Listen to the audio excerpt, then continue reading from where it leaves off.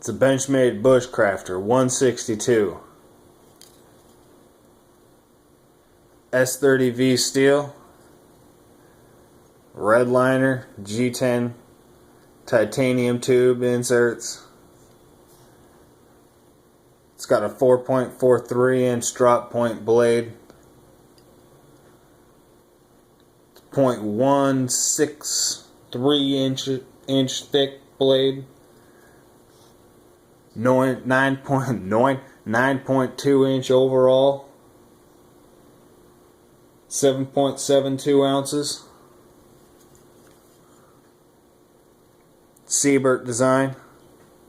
Two-tone finish. I love this knife. Damn.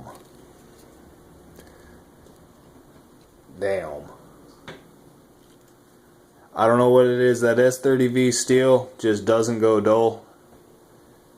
The way that they contoured this handle, the max thickness on the handle is 0.92 inch thick, so it's a thick handle. I've got decently large hands, and it could be a little bit bigger for me, but I can see the average hand, just this thing fitting like a glove does with me. The swell on the reverse end leads to the chopping ability. You can see it just pivots in your hand, hacking the little branches, brush, whatever you need to get at. Good looking knife. I like the red inserts. I got this knife at Christmas time, so it like matches, right? Now, I love this knife. Okay, this is, I hesitate to say this, but it's slowly becoming my favorite fixed blade knife that I own.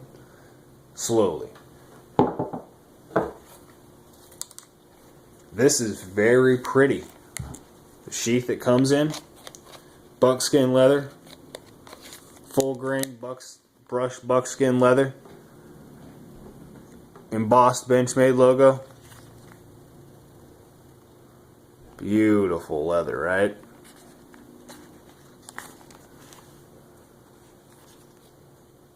Ring for a fire stick. It's got belt loop, D-ring, which I'm utilizing, obviously. Clip. Now, here's the thing, right? This is on your hip. Tra-la-da-da-da-da. You're walking through the weeds, right? Brush comes up, unclips it. This has happened to me on multiple occasions, right?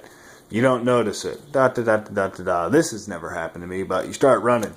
Ha ha ha ha. Suddenly, your knife is gone. You know what I mean? If you're covering ground, who the hell knows where that thing just went? It does give a rustic feel to the knife. It looks very well. I mean, it works amazing. It just, the actual extraction is fantastic. Hand wraps around the knife exactly where it should be. Perfect grip. Detach the thumb, or detach the button with your thumb, and the knife just lifts out. I mean, effortlessly. When you are using your knife very often, in and out of the sheath, retention is actually a negative. It gets annoying. So I love that aspect of it. However, there's a lot that leaves to be desired, as well as the placement of the actual belt loop.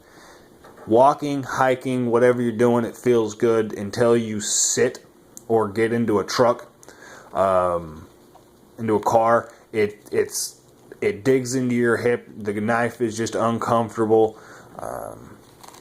I've added a piece of leather here, and some paracord. This way, I'm walking along, clip, oh no, I didn't notice that I start running. Knife doesn't go anywhere. Just that little extra bit of retention.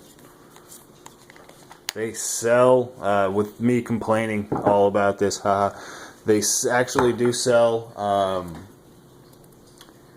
a Kydex molded sheath.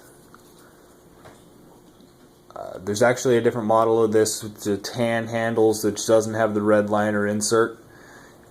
Comes with the Kydex sheath. It is form fit for the knife. I'm probably going to wind up getting it just because I want it. However, with the additions to this sheath, I probably will wind up using this one more. It's just pretty. It's like having a Benchmade advertisement hanging from your hip.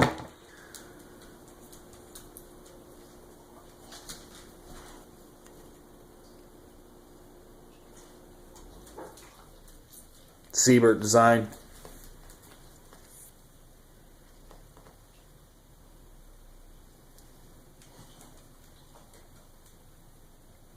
It's thinking about focusing.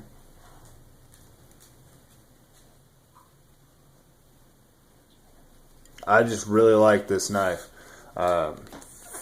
It fits amazing in the hand. There's these grooves up front that when you're doing fine work, see how I'm holding this, on anything, you know, on a stick, you're trying to get a feather stick going, the push cutting is fantastic. Doesn't have a whole big belly on the blade. It does have a large flat section on the blade, but it push cuts very, very well. The way that they actually designed the grind, I guess it is a flat grind, high flat grind. It tapers. If you'll notice, the length here is actually, it's wider than it is at the front. What this leads to is a very astute point. You know what I mean? It's not a very thin taper, so it gives you a very thick point on the end of the blade. Leads itself to being very strong. Gives you a little bit of extra strength up in the tip. It's got a flat spot on the bottom. Type of pounding you need to do, hammering it. Very aggressive spine, very aggressive 90-degree angle on the spine. They did not finish that, and obviously with the addition of a fire stick loop that's designed there for, you know, anything you need to do as far as uses with the back of the blade. And I've beat the hell out of that. I've beat the crap out of this knife, and look at it, it's still shiny. There's a little bit of tarnish on there. It just won't come off. It's probably wood pressed into the blade, but I've sharpened it twice since I've owned it. I've had this for about 6 months, and I've beat the crap out of it. It's just taking it like a charm. I mean, it begs for it. And I mean, yeah, it's 7.72 ounces. It's a chunk of steel. I mean, it's a big chunk of S30V, but it's not overbearing. It's not overly heavy. It's blue class. MSRP is $215. You're probably going to wind up paying like $190 out the door, or like you're going to wind up find it for $190. You're probably going to, you know, add tax on top of that, but that's what I paid for it. So I really like that knife. One knife that I'm going to be reviewing soon. I actually just purchased it today, which sparked the inspiration to do the review on this 162, is the 140. I haven't had any experience with this knife. I haven't done anything with it besides ogle at it and play with it, so I'm not going to do a review. But now this is a knife that feels fantastic in your hand for short time use.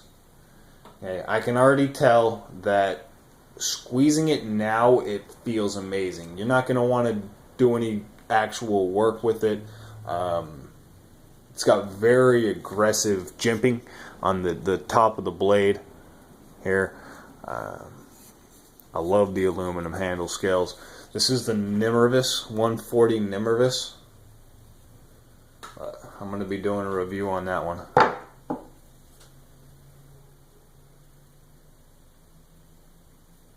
Fantastic knife.